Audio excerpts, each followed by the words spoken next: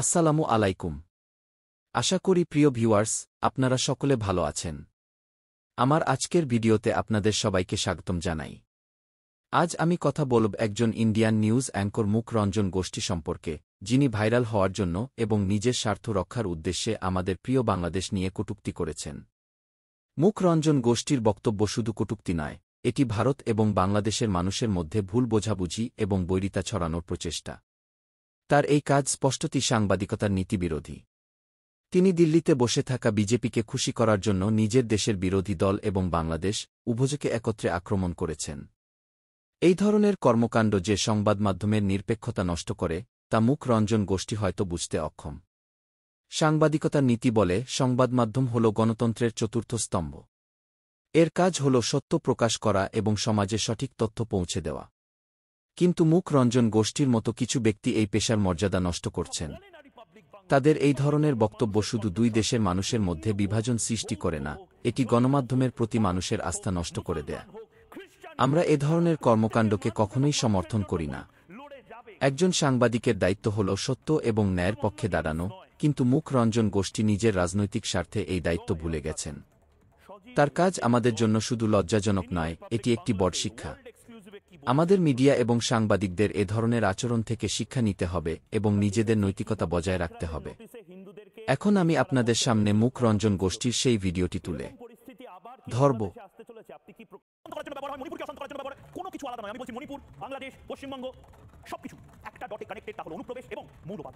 যারা এই মুহূর্তে রয়েছেন তাদের সাথে আলাপ করে দেবো এবং প্রত্যেক থেকে প্রতিক্রিয়া নেব। প্রথম প্রতিক্রিয়া, আমি বিভিন্ন দেশ থেকে এই মুহূর্তে যারা যুক্ত হয়েছে কংগ্রেসের এই ষড়যন্ত্রের ফলে চট্টগ্রাম আমাদের হাতছাড়া হয়। সর্বশেষ বাংলাদেশের চট্টগ্রাম ইস্যুতে কথা বলে তুমুল সমালোচনার মুখে পড়েন তিনি। যাই হোক, এবার আসা যাক আসল ঘটনায়। কলকাতায় রাতে এক মর্মান্তিক পথ দুর্ঘটনায় মৃত্যু হয়েছে সাংবাদিক শোভন মল্লিকের। একই দুর্ঘটনায় গুরুতর আহত হয়েছেন বলে না রিপাবলিক বাংলা মানুষের কণ্ঠস্বর। আর হিন্দু হোক, বৌদ্ধ হোক, জৈন হোক, পারসিক হোক, মুসলমান হোক, খ্রিস্টানি হোক, তারা প্রত্যেকে মানুষ এবং মানুষের জন্য মুখ লড়ে যাবে।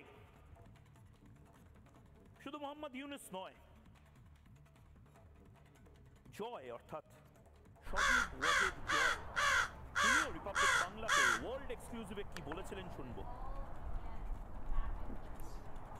আমরা দেখেছি কিভাবে এক রাতের নোটিশে হিন্দুদেরকে দেশ ছাড়া করতে হয়েছিল, করা হয়েছিল। এরকম পরিস্থিতি আবার কি বাংলাদেশে আসতে চলেছে? আপনি কি প্রকাশ্যে বলছেন? কারণ অনেকে আমাদের ভারতেও বলছে আমরা নাকি রিপাবলিক বাংলা নাকি এটা ইচ্ছাকৃত করছি। আসলে কি বাংলাদেশে হিন্দুদের সাথে লঘু সম্প্রদায়ের সাথে ভয়ঙ্কর অত্যাচার? মানুষের কণ্ঠস্বর। আর হিন্দু হোক, বৌদ্ধ হোক, জৈন হোক, পারসিক হোক, মুসলমান হোক, খ্রিস্টানি হোক, তারা প্রত্যেকে মানুষ এবং মানুষের জন্য মুখ লড়ে যাবে। শুধু মোহাম্মদ ইউনূস নয়, জয় অর্থাৎ সজীব ওয়াজেদ জয়, তিনিও রিপাবলিক বাংলাকে ওয়ার্ল্ড এক্সক্লুসিভে কি বলেছিলেন শুনবো।